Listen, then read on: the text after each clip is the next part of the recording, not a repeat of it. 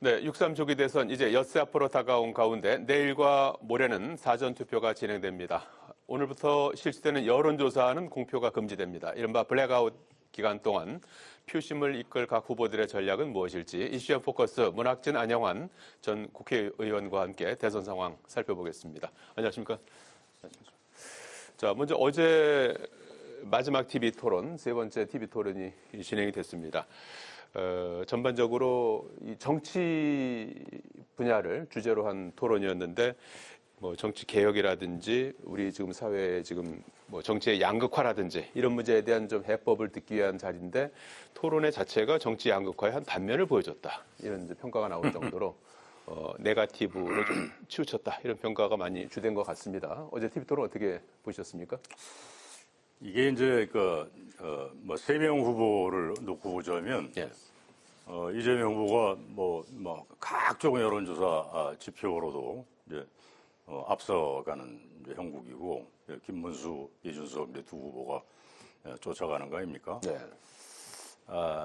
그런데 제가 보건대는 이 앞서가는 입장에 있는 그것도 제법 앞서 계속 뭐 일관되게 이제 그 여론 흐름이 그렇잖아요. 이제 최근 들어서는 뭐 보수 결집 뭐 흐름이 좀 나타난다 지금 이제 그렇게 나오고는 있는데 앞서가는 입장인 이재명 후보가 이게 쫓아가는 사람들은 이제 그 앞서가는 후보를 이제 공격하게 마련이죠. 이제 공격도 이제 어떻게 하느냐에 따라서 좀 뭐 여러 가지 평들이 너무 네거티브에 치중했다, 뭐 뻘밭 진흙탕 싸움이었다 이제 이런 평들을 하고 있지 않습니까? 근데 어찌됐든 쫓아가는 후보들 입장에서는 그 선두주자에 대한 공격은 뭐 할 수밖에 없어요, 사실. 그리고 뭐 각종 선거를 보면 네거티브 안 좋다 하면서도 그게 또 없을 수가 없거든요. 상대방의 그 흠결, 약점 이거를 이제 공격을 뭐 할 수밖에 없는데. 예. 그 앞서가는 후보 입장에서 거기 좀 말려든 거 아닌가 하는 이제 그런 느낌이 있어요. 예. 뭐냐면 어제 사실 이제 3차 TV 토론의 정치 분야 아닙니까? 예. 가장 중요한 게 정치 개혁이라고. 그러니까 이 개헌 문제 뭐 이재명 후보도 그렇고 뭐 김문수 후보도 그렇고 이 개헌에 대해서 입장들은 내놓긴 했는데 이 정치 개혁을 전반적으로 어떻게 할 것인가. 이게 난 굉장히 중요한 게 개헌도 있지만 주로 이 후보나 이재명 후보나 김문수 후보나 이 대통령 이 제에 대한 뭐 제왕적 대통령제 이 대통령 권한 줄이고 이제 여기다만 초점을 뒀는데 사실은 정치 개혁이요. 그것도 중요하지만 그 행정부 개혁 아닙니까? 다시 말해서 행정부 이퀄 이제 대통령 등이니까 입법부를 구성하는 방법에 대해서 국회의원 선거법 이 개혁 이거 굉장히 중요한 문제예요. 근데 이거에 대해서는 별 얘기들이 뭐 어느 후보고 지금 내놓은 게 없거든요. 난 매우 아쉽다 싶은 게 나는 이 앞서가는 선두주자인 이재명 후보가 그런 걸 좀 크게 디테일도 좀 섞어서 그렇게 좀 선도를 하는 그런 토론을 했으면 싶은데 이 후발주자들의 그 공격에 좀 말려들었다. 뭐 그런 느낌을 받습니다. 예, 네거티브전 속에서 좀 알맹이가 좀 빠진 그런 토론이었다 이런 평가로 들리는데요. 아니요, 좀 전체적으로 어제 토론을 비롯해서 세 번의 이제 TV 토론이 있었지 않습니까? 전체적으로 좀 후보별 득실은 어떻게 평가하십니까? 네. 사실 TV 토론이라는 것이 정책 토론을 한다는 게 굉장히 어렵습니다. 한정된 시간 내에 자기 의견과 또 반대 이론을 펼친다는 게 어렵기 때문에 이미지로 흐를 가능성이 매우 높습니다. 사실 TV 토론은 우리나라에서는 97년도부터 이제 TV 토론 원조는 미국이죠. 1960년에 케네디 대통령과 당시 닉슨 그 후보, 부통령이었죠. 그 당시에는 후보가 처음으로 TV 토론을 했는데 정책 능력은 그 당시 현직 부통령이었던 닉슨 대통령이 훨씬 나았습니다. 그런데 흑백 TV에서 딱 비치는 모습은 젊은, 나이 차이가 별로 나지 않아요, 닉슨과 케네디가. 그런데 젊은 케네디가 훨씬 젊게 보였습니다. 분장을 잘했거든요. 닉슨 대통령은 땀을 워낙 많이 흘리는 스타일이기 때문에 계속 땀을 지우다 보니까 분장이 지워져 버렸어요. 그 다음에 하루에 2번 이상 면도를 해야 되는 면도 수염이 잘 기릅니다. 그런 뭐 이미지로 결정됐다는 이야기가 많아요, TV 토론 이런 게. 그런데 이제 이번도 역시 TV 저는 뭐 관련 제가 뭐 학교에서 가르치고 있기 때문에 그걸 보면서 역시 이미지라는 측면에서 이준석 후보가 가장 덕을 많이 봤다. 가장 젊은 이미지와 공격적인 게 이런 게 덕을 많이 봤다는 생각이 들고요. 또 하나는 전혀 저도 몰랐습니다. 윤영국 후보인가요? 노동당 후보. 아, 권영국. 권영국 후보인가요? 저도 전혀 몰랐는데 이게 참 우리 TV 토론 문제인 게 예. 권영국 후보는 여론조사에서 뭐 1% 어떤 그 미만 나오는 후보가 예. 똑같은 시간을 준 겁니다. 그게 과연 맞는 것인지. TV 토론 전 국민이 다 보는 네. 종편과 지상파 동시 중계하는데 예. 1% 미만의 후보에게 똑같은 발언권을 주면서 똑같은 시간을 주는 게 과연 타당한 것인지. 그래서 나머지 정말 국민들이 선택을 해야 될 수 있는 그런 후보들을 제대로 검증할 수 있는 기회를 놓친 것이 아닌 것인지 그것도 검증을 해봐야 될 것 같고요. 미국 같은 데서는 양자 대결을 붙입니다. 글쎄요. 양자 예. 대결은 해리스 후보 대 트럼프 후보. 그래서 예. 1, 2위 후보끼리. 마음껏 예. 싸우게 만듭니다.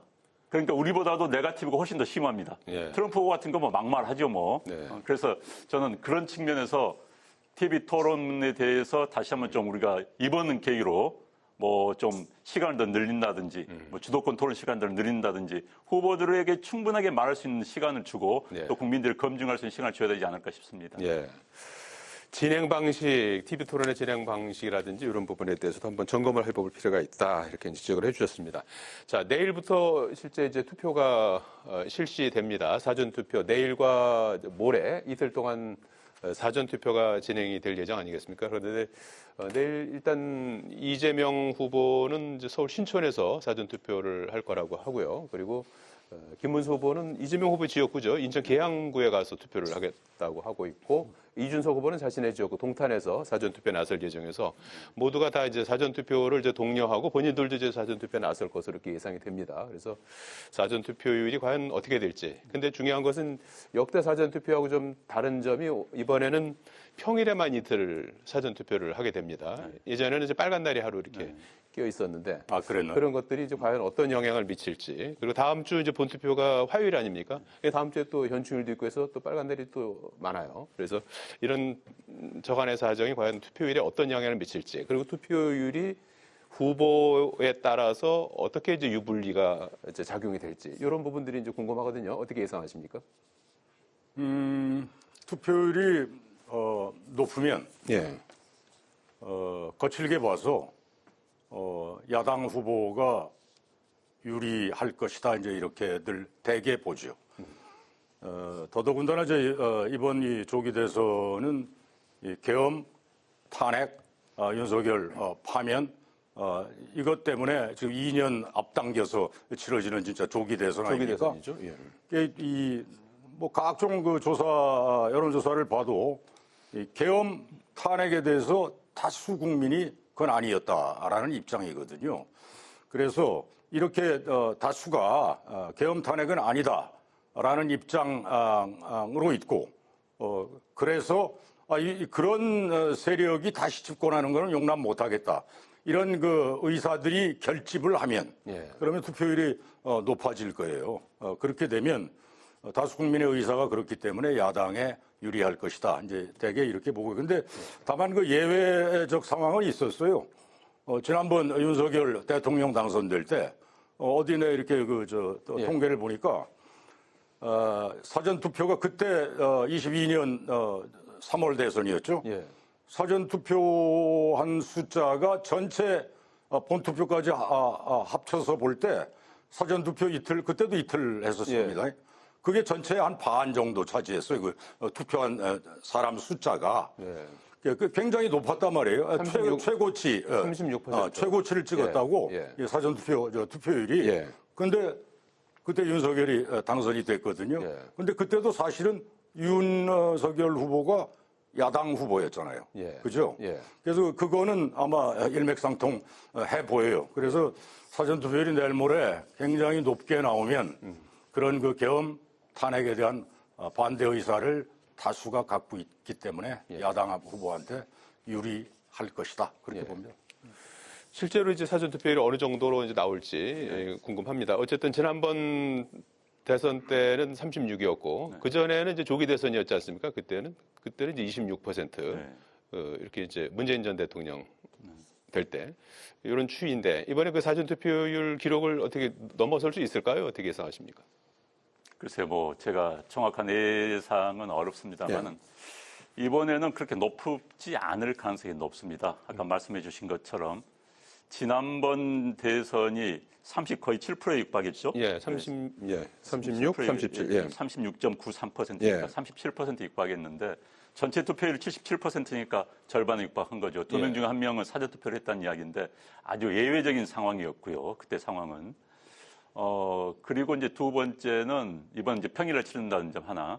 그다음에 이제 보수 쪽에서도 열성 보수 되신 분들이 지금 사전투표에 대해 굉장히 부정적입니다. 사전투표 폐지까지 주장을 하고 있는 분들이 자기 표가 혹시 상실되지 않을까, 예. 뭐 도난당하지 않을까 이런 생각 때문에 사전투표에 응하지 않는 분위기가 있는 것도 사실입니다. 그래서 사전투표율은 뭐 방금 말씀드린 두 가지 요인 때문에 사전투표 좀 낮을 거라는 생각이 들고요. 전체적인 투표율도 이번엔 좀 낮지 않을까 싶습니다. 네. 지금 각 그 정치권 세력들의 결집도가 높아지고 있습니다만 과거 역대 선거만큼 그렇게 열기가 높지 않은 게 사실입니다. 사실 이제 투표율이 높으면은 진보 좌파가 유리하다는 공식이 깨진 게 2012년 문재인 후보 대 박 대통령 예. 네. 그 후보 간의 대결이었는데 그때 75%가 넘었어요. 예. 75%가 넘었습니다. 예. 그때 좌파 진보 쪽 인사들이 70%가 넘으면은 광화문 내거리에 가서 상의를 벗은 상태에서 노래하고 춤추겠다고 이야기하고 다녔습니다. 예. 그분 중에 한 분은 지금 감옥에도 가 계시지만요. 예. 그런데 70%가 휙 넘어버렸습니다. 예. 그래서 그런 공식이 깨진 게 그 선거 때입니다. 2012년부터. 예. 그 이후에는 투표율이 높은 게 그렇게 영향을 미치질 않았어요. 지난번 그 후에 선거는 대개 77%, 77.1, 77.2 예. 이런 투표율을 보이고 있습니다. 그래서 투표율과는 별 상관이 없다. 뭐 이런 현재 양상을 보이고 있고요. 어찌됐든 역대 선거에서 최근 선거에 가장 낮았던 게 이명박 대통령과 정동영 후보가 그렇죠. 예. 했던 때가 63%였습니다. 예. 압도적으로 낮았습니다. 뭐 지난번 대선에 비한 14%가 낮았죠. 그래서 정동영 후보를 지지했던 민주당 지지 세력이 대거 투표장에 안 나갔습니다. 예. 그래서 500만 표라는 엄청난 차를 쳤죠. 그래서 이번에는 어떤 결과가 날지, 뭐 보수 지지자들이 뭐 실망하고 안 나올지도 그런 가능성도 있고요. 그래서 투표율이 굉장히 중요하고 선거의 기본이 이렇습니다. 중도표를 얼마나 가져오느냐가 첫 번째. 두 번째는 나를 지지하는 사람들이 투표장에 많이 나오고 상대방을 지지하는 사람들이 투표장에 안 나오면 선거는 결정이 나는 그런 게임입니다. 그래서 예. 지지표 결집이 중요하겠죠. 알겠습니다. 자, 내일과 모레 사전투표, 그리고 다음 주 화요일 본투표, 투표율이 어떻게 될지, 그 투표율이 어떤 또 영향을 미칠지 한번 살펴봤고요. 자, 대선까지 이제 엿새 남았습니다. 여론조사가 이제 오늘부터 실시되는 여론조사는 공표가 금지가 됩니다. 그래서, 민심이 어떻게 흘러갈지는 사실 이제 알 수가 없는 그런 상황에서 이제 깜깜이 선거로 이제 치러진다 이런 이제 비판도 있습니다. 어쨌든 이제 이재명 후보로서는 이제 1위로 지금 달리고 있기 때문에 그 격차를 이제 굳히거나 이제 더 벌리는 그런 쪽으로 이제 아마 이제 초점을 맞춰서 투표를 통한 내란 진압 이런 이제 캐치프레이즈로 이제 총력 유세전에 나설 것으로 보이고 김문수 후보 같은 경우에는 일단 쫓아가는 입장에서 지지율 격차를 계속 좁혀야 되는. 그러면서 이제 또 뒤집기를 시도해야 되는 그런 이제 숙제를 안고 있습니다. 그래서 방탄 독재 저지 이제 이렇게 캐치프레이즈를 내걸고 있는데 어떻게 보십니까? 1위나 뭐 따라가는 이제 후보 입장에서 펼쳐야 될 전략 어떠해야 된다고 보십니까? 먼저 1위 후보 이재명 후보 쪽은요. 그 더불어민주당은 제가 이 시간에 두어 차례 그 얘기를 했던 것 같은데 과유불급. 이거 굉장히 조심해야 되는 부분이다. 뭐 정확히 그 해석하면 지나치면 미치지 못하는 것과 같다. 네. 지나치면 안 된다 말이야. 네. 오버하면 안 된다. 근데 매우 사실 중도가 뭐 선거의 승패를 좌우한다는 거 아니에요? 예. 근데 그 사람들의 어떤 심정적인 어떤 뭐랄까 불안감이랄까 예.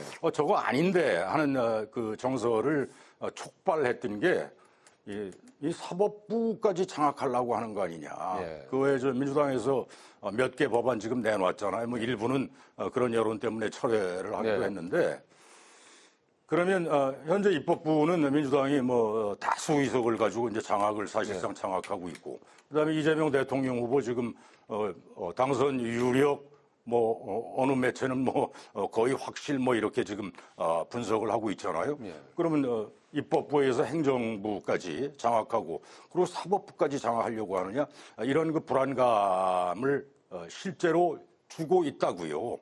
그 이재명 후보도 그 부분에 대해서 딱 부러지게 그거 아니다라고 뭐 민주당이 그런 그 법안 발의해서 통과시키려는 거는 현재로서는 아니다 뭐 이렇게 좀 약간 그 여지를 뒀다고 나중엔 또 어떻게 뭐 할 수도 있다 뭐 이제 이렇게 해석이 되잖아요. 가장 중요한 게 이거 저 선거 막판에 우리 다 됐다 이 교만 자만 이거는 진짜 절대 금물이다. 민주당은 그 점을 잘 새겨서 해야 될 것 같고요. 뭐 의원들 어디 나가서 이제 뭐 유세하고 할 때 춤추지 말라고 뭐 당에서 뭐 지시했다고 그러더만요. 그런 모습 보이지 마라. 선거에 가장 확실한 게 가장 중요한 게 우리가 할 수 있다는 어떤 확신. 그다음에 절박함. 우리가 정말 해야 합니다. 이거 유권자들한테 심어줘야 돼. 가슴에 그게 꽂혀져야 되거든.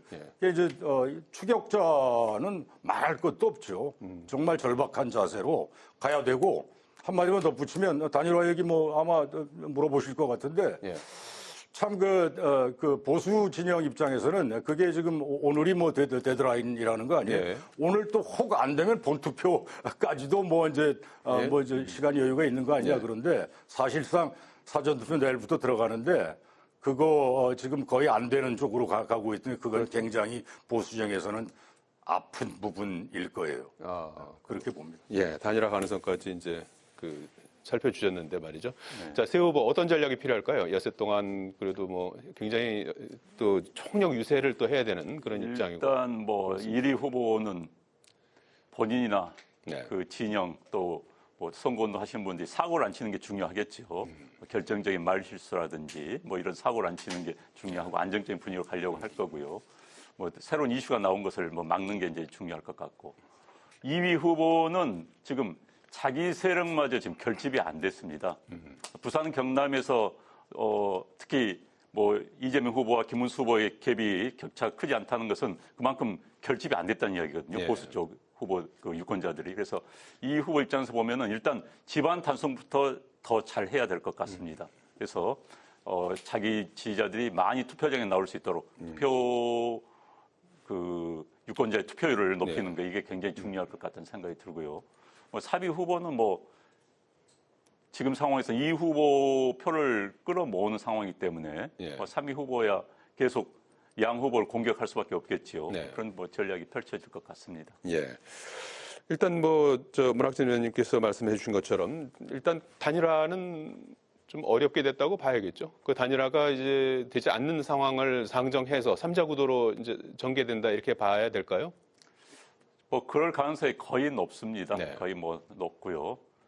유일한 가능성은 지금 이준석 후보가 저렇게 버티고 있기 때문에 대의를 위해서 김문수 후보가 사퇴하는 방법밖에 없습니다. 사퇴를 할 수 있겠습니까? 그래서 뭐 거의 어렵다고 보여지고요. 본선 가서도 뭐 사퇴한다 할 때 얼마나 효과가 있을지 잘 모르겠습니다. 그러나 이제 이번 선거 결과를 놓고 아마 이제 보수 진영 내에서 분석을 할 때 만약 이긴다면은 뭐 별 문제 없겠지만 진다고 한다면 이제 책임론에 대한 문책이 따를 수밖에 없을 것 같습니다. 3자 구도로 갔을 때 구도의 변화는 어떻게 3자 구도는 지금 보수 후보가 분열된 거 아니겠습니까? 3자 후보로 가면은 단합된 것이 유리하죠. 이건 초등학생도 할 수 있는 기본적인 세법이죠. 거의 그건 까보나보 안 할 거예요.